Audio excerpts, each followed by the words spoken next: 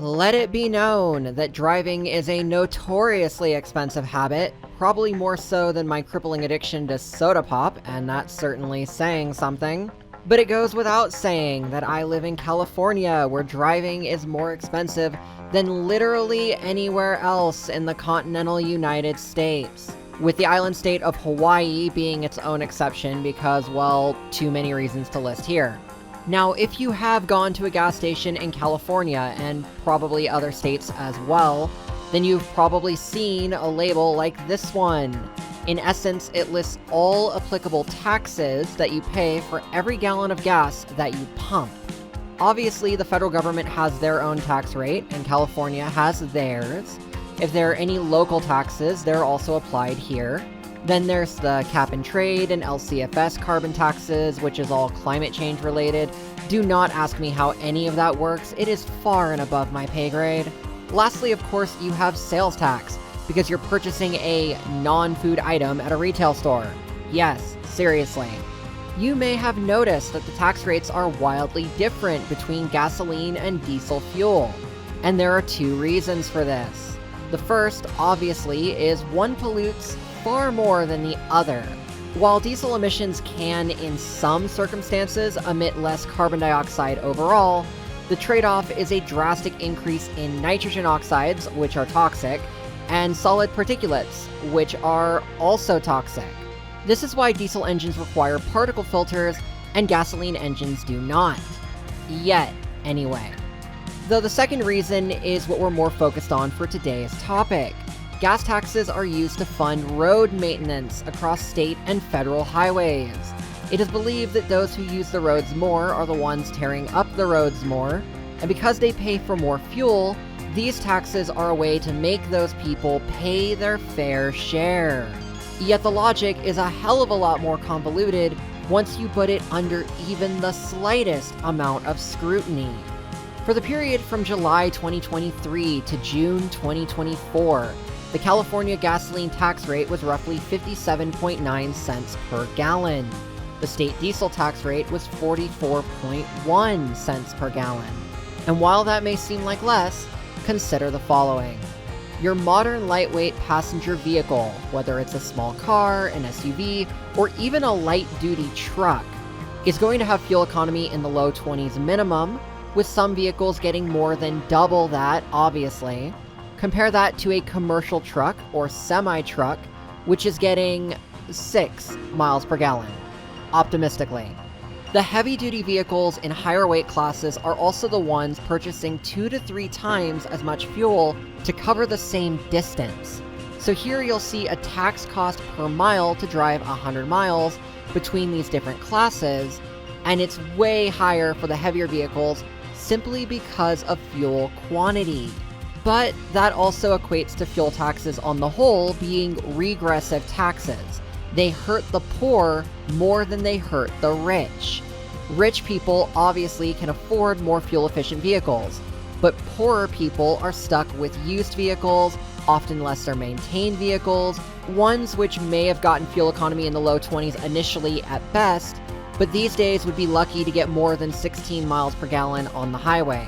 And those people are the ones getting shafted by fuel taxes, not the rich, and technically not even the middle class. It gets even worse when you consider electric vehicles. Electric vehicles are a modern-day disaster for the government. While EV owners still pay registration fees annually, as well as weight class fees where applicable, they obviously do not pay fuel taxes of any kind. You can't exactly fuel tax electricity because it can come from so many different sources, and keeping track of that specific usage would be pretty much impossible. Electric vehicles are also far, far heavier than conventional fuel vehicles are. Even a small EV can be as heavy as a mid-sized pickup truck. And the largest EV, the Hummer EV obviously, comes in with a curb weight of 9,000 pounds. So these vehicles get to cause significantly more damage and wear and tear on California highways without paying their fair share to fix those highways. This is such a dire problem that if California stays on track with its transition fully to EVs by 2035 plan, the state will lose $100 million a year in road maintenance revenues.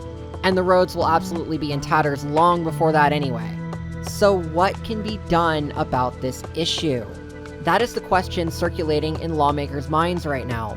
And the answer they've come up with, potentially anyway, is to tax drivers on a per-mile basis rather than a per-gallon basis. And I've no doubt that everyone and their mother is going to object to this on principle. But I am willing to play devil's advocate here because, in truth, it is the fairer option. And if we compare the proposed rates between 2 and 4 cents per mile with the amount per mile that people are already paying, there is a small amount of consistency between them. Some drivers will even pay less overall because while they drive more, they've been getting penalized all this time for driving a less efficient car, often out of necessity and not by choice. But some drivers will obviously pay more. There is a paradox between urban and rural drivers. Urban drivers often waste more fuel just idling in heavy traffic, but their overall daily distances are a lot shorter. Rural drivers, meanwhile, get to take advantage of better fuel efficiency at highway speeds, but they travel much farther distances, sometimes more than 100 miles per day. Like, no matter what you do, somebody is going to be paying the tab for somebody else. There is never going to be a perfectly fair solution to this problem, but the bottom line is that money still needs to be collected to ensure that the system keeps running. We need working roadways because if we don't have those, society will legitimately crumble in under 30 days. I can say that from experience, because every time Interstate 80 and US 50 close down, whether it's during winter storms or even summer wildfires, millions of dollars of commerce are wiped out instantly. For every single day that those highways remain closed, it is an economic disaster in the making. There have been cases where grocery stores where I live just run out of food completely, and that's a little bit uncomfortable in the modern world, let's just be honest. So let's say that the government does move to this mileage-based tax system. How would they go about it? There have been debates on how it should go. For one, your insurance company already collects your mileage readings every 6 months to a year. You have to report it on a handwritten slip of paper and you mail it back to them. This of course means you can lie on that form, but those lies will eventually catch up to you and result in rate penalties. Also, if you fail to submit your mileage forms, they'll just raise your rates anyway. Now, the nuclear option would be a nanny chip. This would go into your car's OBD or scanning port, often found underneath the dashboard below the steering column, and read the mileage off that way. But there are a number of problems in doing this. First among those, this is a diagnostic port.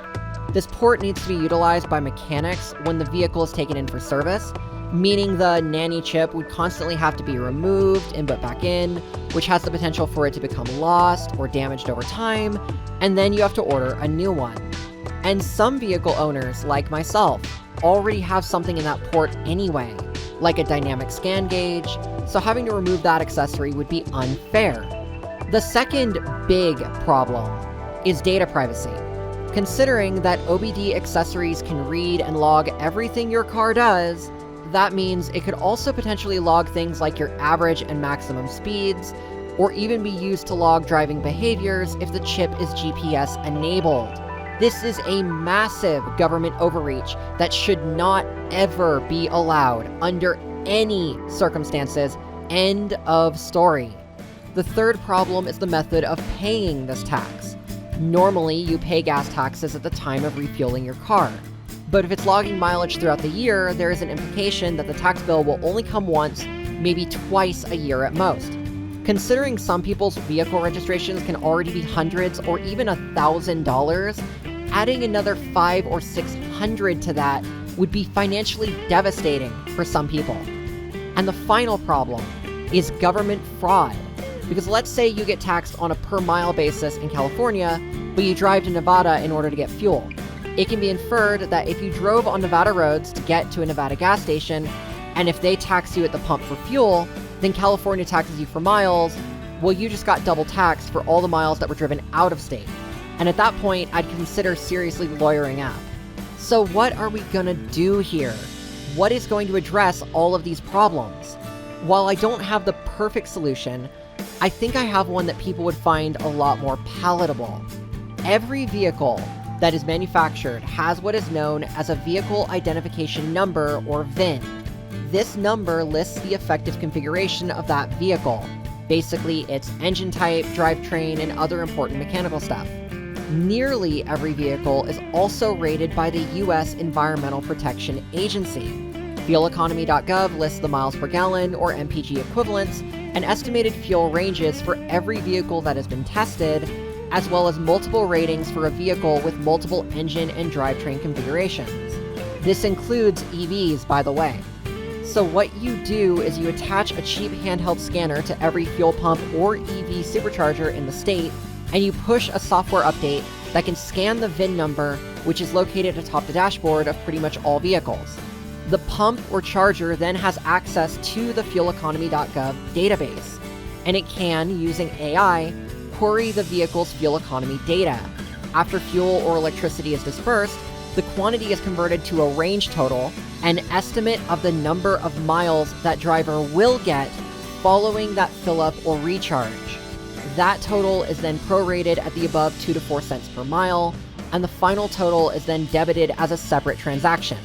And that's it. The driver is paid the tax and drives off without worrying about any potential issues in the future. There is no data collection, no risk of privacy breaches, no double dipping by state governments. It is pretty much as close to the original system as one can get. The only headache I can see from the system is having to account for cash payments, in which case the fuel attendant would need to input the cash amount first, and the system would have to calculate the max possible fuel or electricity that can be dispersed before fuel is pumped or electricity is, electrified. So I want to pass the idea along to y'all and see what you have to say about it. Do you think a system like this could work? What concerns do you have with the movement to a mileage-based system? Let me know in the comments, and thank you so much for watching.